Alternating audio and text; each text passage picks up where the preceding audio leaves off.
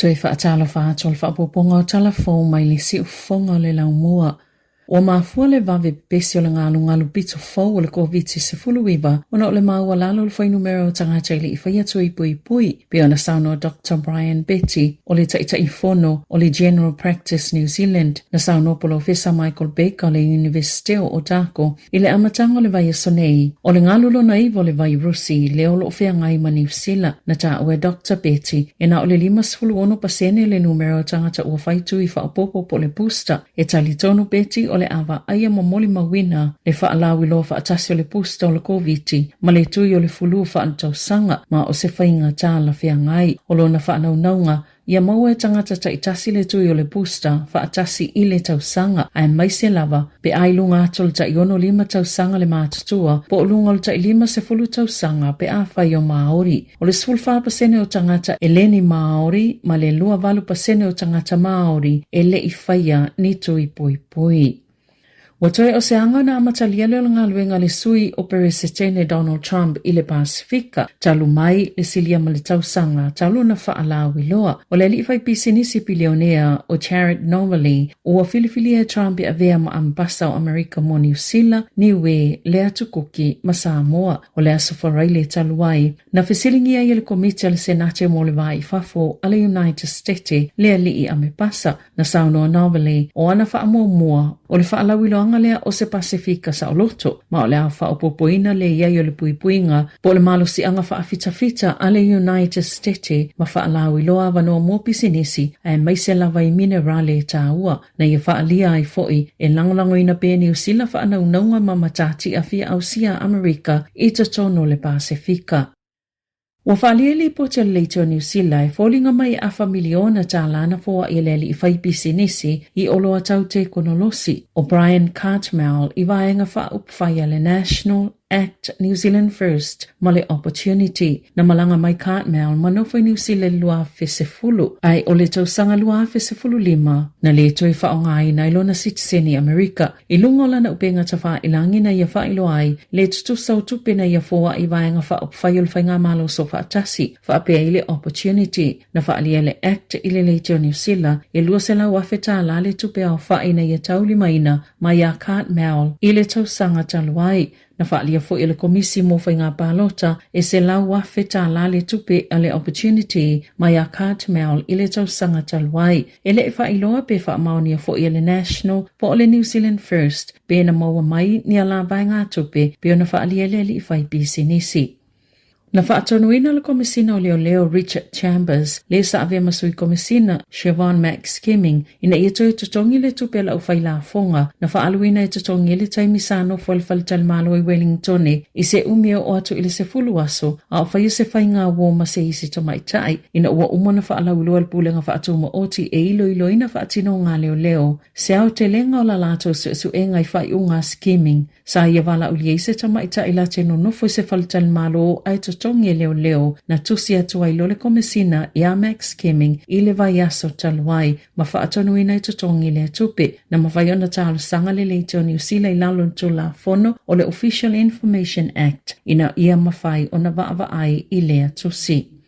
Na manu ati ngā ina se tangata ina o so ai se taawali se whale kofe no Shoi au kilani il taion le la na manunu ai manisi tangata sto lua na whaalia leo e na o le tasi le taawali na afia i le whaalave.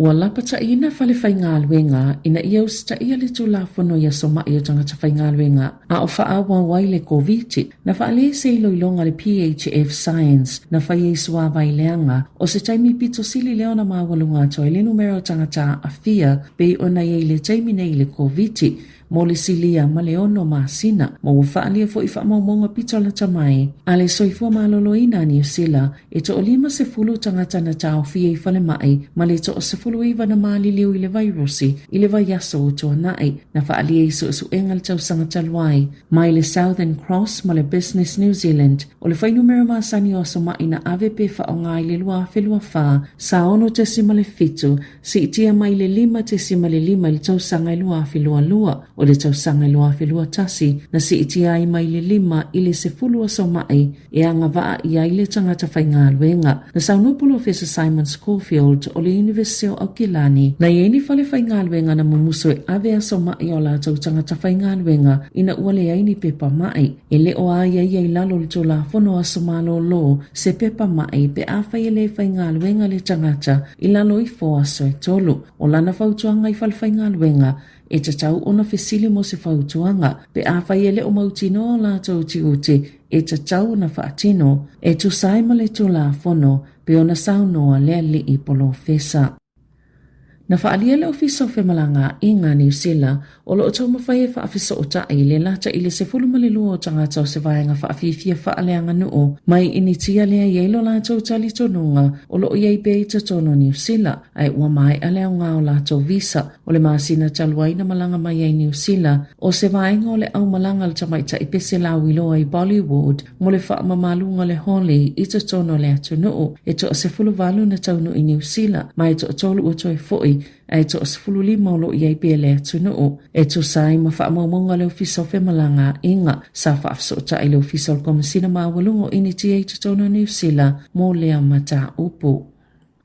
O whaalia le malo e le mautino le whela ua ingo le suau pe a whai e whaawau pia le taua i sa e tō tutonu na sauno le minista langolango malo si anga wha pia le atina enga o i tō malo Shane Jones. I le checkpoint e le isa fuafanga le malo e ilo ai pe alanga tatau ona pū lea le leile whaasoanga o le penisini ma le tiso. E ui o lea ua whaalia le malo Australia le vaava ai i se fuafuanga tāla whea ngai e awhia le pū lea le leo le whaasoanga o le suau o i tangata whaatau ma pisinisi. Na whaamanino le minista ua mai ona whaamausali atu i le malo e whaapea e le o yeisa tūlanga whaamata uina o le taunu o mai o le suau o i nei maasina i o lumanai e yeise vaenga po se whaala potopotonga fau whaaminista ua whaatuina e vaava aia le lei lea mata upu ma e fono i le aso. O lo ta ia le minista tupe Nicola Willis ma o lo iei foi Jones whaapea le minista whaatoanga Todd McClay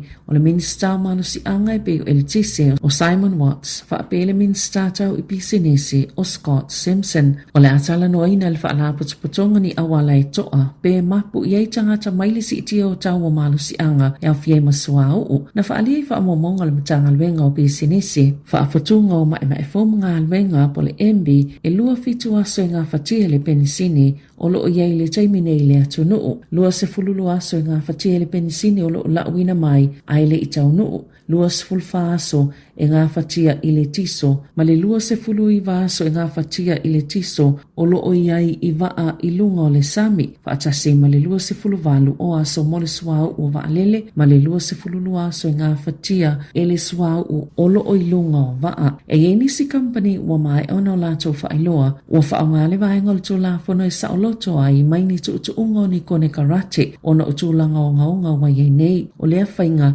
wata ue whaapea ona wa aiele ave i atu nuu ie mana na o i tutongi nisi tupe sili atu nisua ua wha moe moni usila ma ua iei wha maoninga o ia ngā yoinga ona ua li potia le toi ave i Asia o Niuta na wha moe mo Europa ma Afrika na wha alia le taifono le Wise Response Society o Nathan Surendran o i tu aingo wha awhita auli ia e a awhie le tele o atu nuu o le whaitau vai aso po maasina foi e ono tuwai e ona tau nuu ala tau utau suau tu salava foi be vave ona mai a le taua.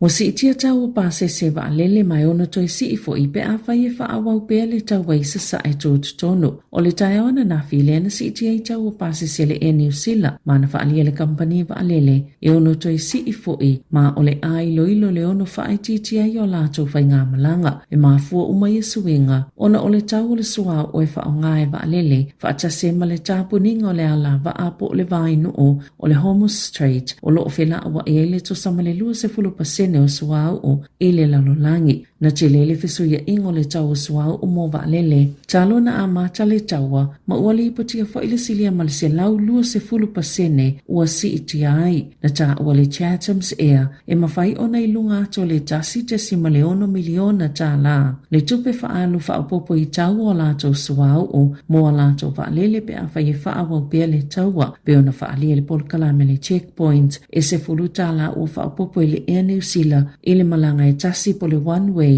i pasese i tutonu lava o New Zealand lua se fulu tala ua whaopopo i malanga pupu i atu no i fafo ma le iwa se fulu tala i malanga mamao ai toi whaapopo pea pe a whai e whaawau lawa na si itia le tau suau umo waalele tu sai maselipo te le Reuters na lipo tia wha ili si itia o tau le Qantas mo malanga i atu no i fafo na whaali e Vincent George o se ofisa malanga na ia moli mawina i le asoana nafi se tasi o malanga i le atu kuki po o kuki Airani mai New Zealand e tu samalilua se lau tala na si itia i le tau o le pasese ma o se si itanga ua maua e tele pe tai o le popole nga tele o a afianga ia i whainga malanga i tutonu lawa New Zealand o na ole si itia o tau o suau o.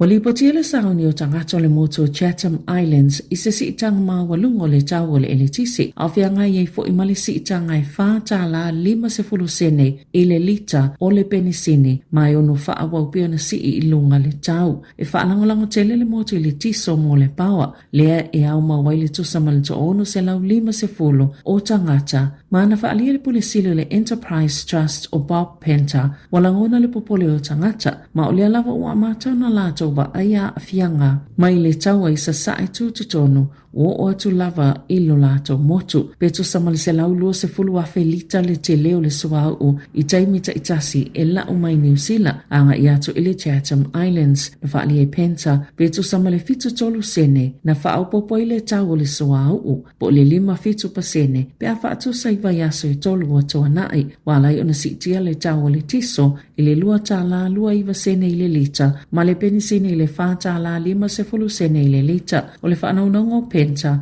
ia awane ia o atu le tau le penisini i le 5 tala i le lita. I ta alonga Taluai ono le whaafitau le na tula i le au soka tama i ta ia Iran wa whaailoa i le malo o Iran le ono le awai o le awali i le ipola langi le ta'alonga soka pia na whaali e lungo le televisia le malo e tali malo Amerika, Mexico, Makanata i le ipola langi a lii peita ai olo i le polkalami le ta'amil sanga ni ta'alonga Iran i tatonu o le United States e lua i Los Angeles maletasi i Seattle o Iran o le upulu whaatasi New Zealand vaenga mua o le ipola langi ma e yeila la ta'alonga ma le all whites.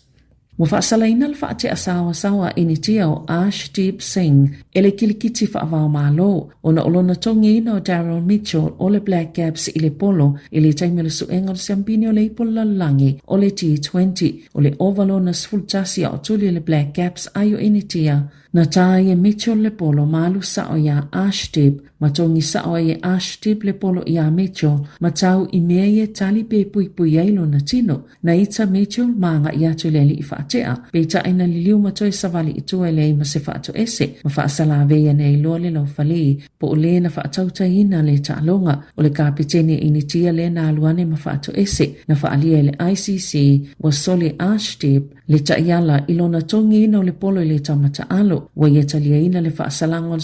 15% e tatau na tutongi maila na tupe maua mai le ta'alonga na whaato ese Ashdeep ya Mitchell ina ua mai a le ta'alonga. Tala fawia malisi ufonga le lau moa mo le nei au auli.